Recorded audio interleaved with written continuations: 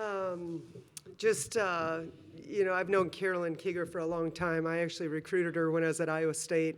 She's a tremendous coach. I thought her players played, after a tough start in the Big Ten, they continued to really compete at a high level. And I thought they played really well today. And so hats off to them. But really proud of our young ladies. We talk all the time about that culture and that chemistry and having that belief in, once again, there was an opportunity to kind of quit and throw in the towel, and just the characteristics of our team, that carry over into real life. When things are hard, when you hit adversity, how are you going to respond? And we talk about that a lot. And right now it's basketball later on in its life, and just really proud of the way they continued to battle and not surrender. I thought our crowd was great today. I thought they gave us some great energy. Really appreciate them being there. And I thought, at different stretches, different players stepping up. I think the last maybe after the last media timeout with about 5:30 to go, we went on a little run there that was critical. And so feel like they left it all on the court, and a big win for our team for sure. All right, we'll start with questions. Mark, if you want to kick us off. Kieran, Destiny, just can you speak to, you obviously had the big comeback win against Rutgers last week and did it again today, coming back from 9 points. What's it like? What does it feel like for you right now, especially when you come back and, not only win, but do it the way, you guys did it today? I mean, it obviously feels really, really good to be able to have that really big Rutgers win. I mean, we were down 21 in, what was it, the first quarter? Which was, obviously not ideal for us. And, same situation today, not first quarter, but just being down and trying to figure out a way to come back. I think that being able to stick together and stay connected through all that is just really, really important. And moving forward, we're not trying to do that. But I think that it's showing a lot about who we are and being able to grow in spaces like that where it's uncomfortable and we do have that adversity. So I'm just really proud of what we've been able to do these past two games and being able to close them out more importantly. I think just the belief that I feel every huddle, every timeout, that we're still together, I think is really big. Just the culture, our huddle standards and stuff like that, just show that we're together and that we believe. And I think that it is a key part in why we're able to do what we've been doing. Sean? Just what was key in just being able to kind of really capitalize on that stretch? I think it was 4 straight possessions for them, 4 straight turnovers that allowed you guys to go on that 7-0 run or 9-0 run to take that lead. Just what was just key to kind of thriving off that energy and really capitalizing on those opportunities they gave you and you guys created, I should say? I just think our resilience and will to not lose. We knew that we shouldn't have been in the position that we were in, and we were all having the same type of belief. You could feel it through the huddle, same type of belief that we were just going to figure out a way to pull it out. Yeah, I think, like you said, our defense turning into offense, I think is really key. That's a huge momentum builder. I think when we didn't have to break the press, so we could get quicker shots and good looks was really helpful to that as well. Mark? Destiny, there was a stretch. For most of the game, I think the team started off 1 for 15 from three-point range, and then you had the three, during those final few minutes. I guess I'm wondering, as a shooter, are you aware that the team is kind of struggling in that part of the game, and what did it, what kind of relief, did that provide finally seeing one go down?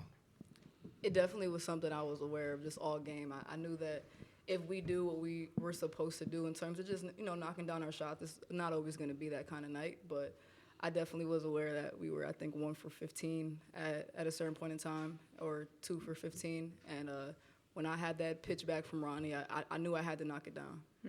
I knew I had to. It was a really crucial point in the game. It's not that many times I'm going to be wide open, and when I was before, I airballed it. So I just absolutely had to hit that one. Sean? I know offensively you guys there was kind of a lull in that kind of fourth quarter before kind of that big run to close things out. But turnovers-wise, you guys only committed a dozen. Just what was key to just really kind of hopefully turning the page and kind of getting down to that optimal number that you guys are shooting for when it comes to turning the ball over and really limiting those extra possessions for them? I think it starts in practice, really taking care of the ball well in practice so that we're poised and ready to go in game. I think we've talked a lot about, for me, I get in trouble when I take one dribble and pick it up, and so really not being intentional about not doing that as a team, and then, cutting for each other and making a way. Yeah, basically same thing that she said. Just being really intentional about taking care of the ball and not having some careless ones. I think that's been a really huge emphasis for the past few weeks, and it's definitely shown up in game for sure. Mark? And if you both could speak to, I mean, it's probably going to be one of the bigger teams you face. What can you just speak to? Penn State's size, especially when you're on offense. What kind of challenges did that present in terms of how you wanted to run the offense, and maybe what they were able to take away when those two were in there? I think mainly it was just the defense for their size. I think offensively we found ways to exploit them with their size, but defensively, that they got some size that's really hard to stop. I mean, Markle's a really good player, and you could put somebody in front of her and behind her, and she's still gonna figure out a way to get a bucket. So when she got in foul trouble and the other sub came in, there wasn't any drop off. She was coming in there, rebounding, doing what she had to do, and I believe she was about 6'5" too. So just being able to figure out a way to guard the both of them and contain the both of them, I think was just really important. And for the most part, I think we did a pretty solid job. Yeah, I agree. I think offensively, just sticking to what we were known for. I think just staying with our principles was really important and not getting too sped up or worried necessarily about what they were doing as much. Any other questions for the student athletes? What could you guys say, or what could you speak to kind of just Keomi McMiller? Just she was really solid again tonight. Just what's it like playing against somebody that is just so explosive off the ball, it seems like, and she was able to just kind of hurt you guys in a multitude of ways, drive into the basket, mid-range, and then obviously a couple big threes, including the last one to cut it to one. I mean, she's a really good player. She's really shifty. I think she did a really good job of getting us off balance and attacking downhill. Like you said, she's really explosive, and so there's not necessarily a lot of time to help. But she's really good. I don't know. That's all I got. Yeah, I mean, I watched her when she was younger as well, and I've got the opportunity to see her grow as a player, and I mean, all credit to her, all respect to her. I think she's a generational talent. So, she's gonna go out there and get buckets, and that's exactly what she did, and we tried our best. Any other questions for these two? You guys are good to go? Thank you. Damn, she had a lot of points. Good job, Destiny. All right, we'll open up the floor to questions for Coach P. Mark?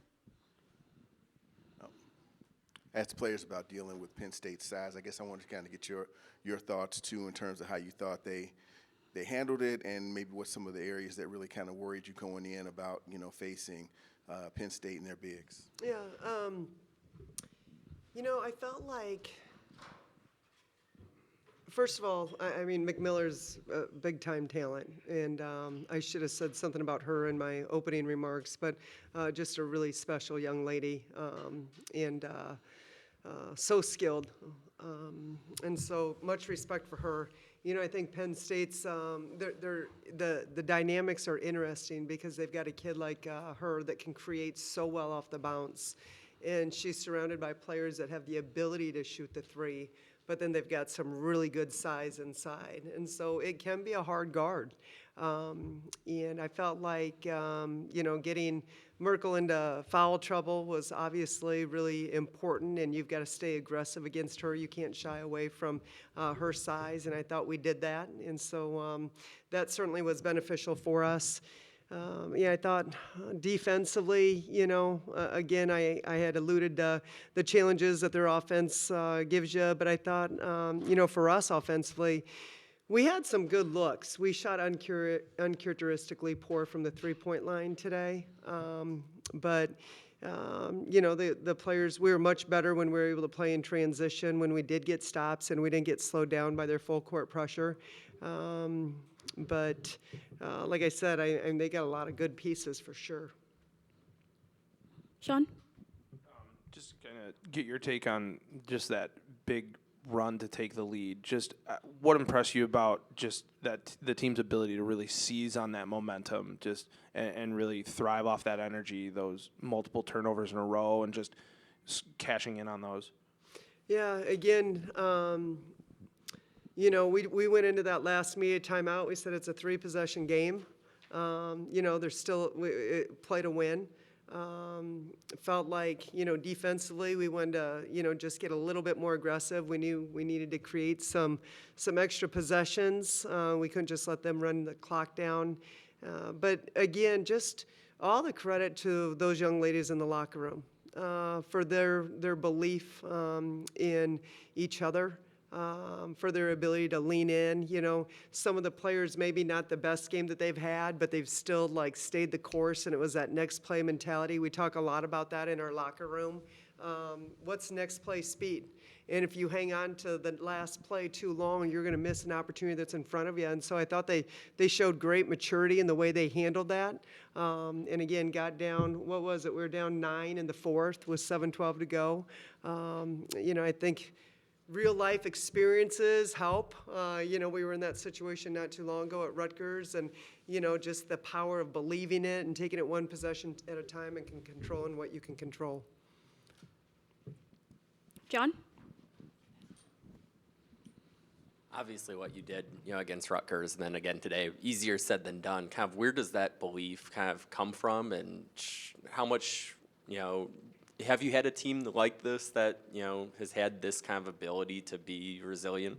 Yeah, I'd say this is a pretty special team when it comes to that resiliency. I've been blessed to be doing it for a lot of years, so every team is unique and different. But I think it all goes back to just June and July, and the amount of time that we spent together talking about our culture and the environment and how we want to show up for each other and handle tough conversations, and really laying that foundation. And X's and O's are really, really important, for sure. But none of that really matters if you don't have that connectivity. And so we have spent a lot of time starting back in June, and we are very persistent with continuing to have those conversations in the locker room. And so, even after Rutgers, most people are breaking down X's and O's, and we do that.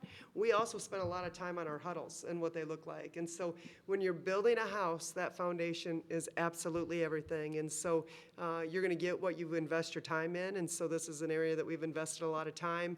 But again, give the players the credit to the players. We can say whatever we want as coaches, and it's really up to them if they're going to lean in and buy into that, and they've done a tremendous job of it. Any other questions for Coach? Sean? Second straight 20-point game for Kira. Just what's impressed you about just her consistency and really kind of stepping into obviously she was a huge scorer last year for Missouri State, but back-to-back 20-point games, just what's impressed you about that stretch, especially given how little rest time you guys have had? I think obviously with the Purdue game coming up, it's 4 in like a week. Yeah, and most people don't even know, she didn't practice the day before the Rutgers game. She tweaked her back, and so she didn't practice the day before. Spent a lot of time on rehab, and our trainers and just support staff have done a tremendous job getting her ready. But it's all about how she shows up in practice every day. She's just really present. She's where her feet are. She really leans into the philosophy of stacking days, controlling what you can control, and trust in the process. She's really not an outcome kid. She's a process-driven kid. And so every day, how do I learn, grow, and show up as the best version of myself? How can I pour into my teammates? How can I challenge myself to get better? She told me the other day that I need to coach her harder than what I'm coaching her. She said, just lean on me. And so just a special young lady, great leadership skills, great toughness, great grittiness. And we're blessed to see it every day in practice. I can probably count on one hand the number of possessions she's taken off since June. She's a worker. She believes in the vision, and I think she's a tremendous teammate too.